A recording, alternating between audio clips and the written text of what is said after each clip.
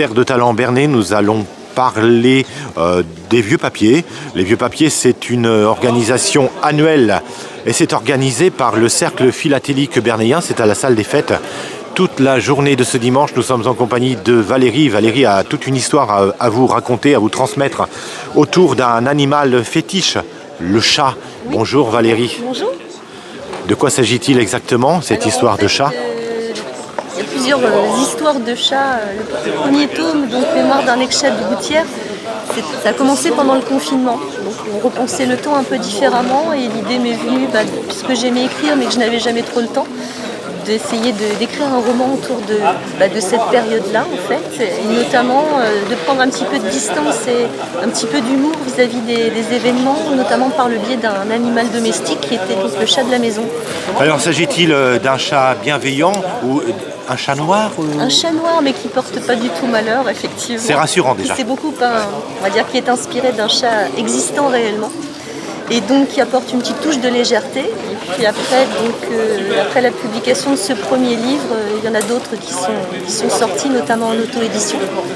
Donc avec des contes pour enfants qui mettent tantôt en scène un autre chat, mais donc sous le nom de Ciboulette, et un autre animal, donc le biston des mers, donc qui est censé être le héros d'un récit fantastique, pour mettre en évidence des enfants qui n'ont pas toujours eu de chance dans la vie et qui vont essayer de rebondir d'une certaine manière grâce à des rencontres. C'est un message d'histoire pour les enfants qui évoluent dans un milieu dans un milieu social précaire. Pas forcément le milieu social, mais qui peuvent avoir des soucis par exemple de santé à un moment donné. Parce que quelquefois on oublie aussi que les enfants peuvent avoir des problèmes, même d'ordre médical. Et voilà, ce sont des petits contes pour essayer. Et parfois malheureusement ça commence très tôt pour certains d'entre eux. Exactement, donc c'était l'idée de ces deux petits opus qui sont des petits contes pour aller mieux en fait, pour redonner un petit peu confiance et parler aussi de la différence, parce que on a beau être jeune, quelquefois on est confronté à des difficultés auxquelles on ne s'attend pas finalement. Tout à fait, voilà. Valérie. Donc pour revenir à notre chat, c'est votre animal fétiche, mais c'est votre histoire en même temps. Le chat fait partie de votre vie. Oui, c'est ça, parce qu'en fait, j'ai confiné notamment avec mes proches et puis également ce chat qui semblait particulièrement heureux de la situation. Et donc il m'a fait relativiser un petit peu les choses, parce que c'est vrai qu'on était tous dans l'émotion, on avait tous un petit peu peur de ce que pouvait être le lendemain. Et puis finalement, ce côté un petit peu philosophe, tranquille, je trouve que ça a permis finalement de se dire la vie continue, puis on verra bien ce qui va se passer par la suite en fait. Oui, vous avez partagé ces moments clés avec votre chat, et lui, il a été particulièrement gâté pendant cette période. Voilà, visiblement, difficile. ça lui a pas déplu, on va dire ça. Caresse et vous l'a bien rendu par des ronrons, etc. Voilà, exactement, vous avez tout compris. Voilà, donc ce sont des petites histoires sympathiques à découvrir pour tout public. Exactement, donc il y en a pour les enfants, puis l'histoire de Mémoire d'un ex-chat de Gouttière, plus pour les adolescents et les adultes. Valérie, je crois savoir que vous êtes très présente sur la toile, sur le net.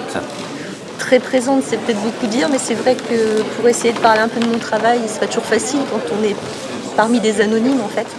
Donc j'ai essayé de faire passer ça par le biais de Facebook dans un premier temps, et puis après aussi par le biais de l'éveil de Bernay qui a été très sympa de publier des articles. Partie prenante dans votre aventure. Et puis aussi l'Institut Féminin à Bernay qui tous les mois va choisir mettre en valeur on va dire un nouvel auteur. Donc il y a eu Madame Tallard et il y a eu moi pour ma part au mois de janvier. Là c'est Monsieur Johan Becker qui prend le relais et d'autres qui vont suivre. C'est une façon de mettre les auteurs locaux en valeur en fait.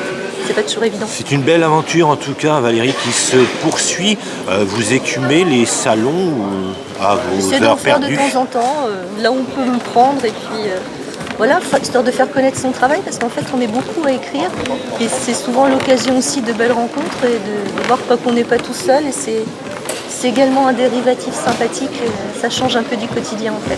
Ça change du quotidien, ce sera le mot de la fin, le mot de conclusion, un joli mot de conclusion. Merci infiniment Valérie. Merci on vous suit avec attention sur la toile. Merci beaucoup.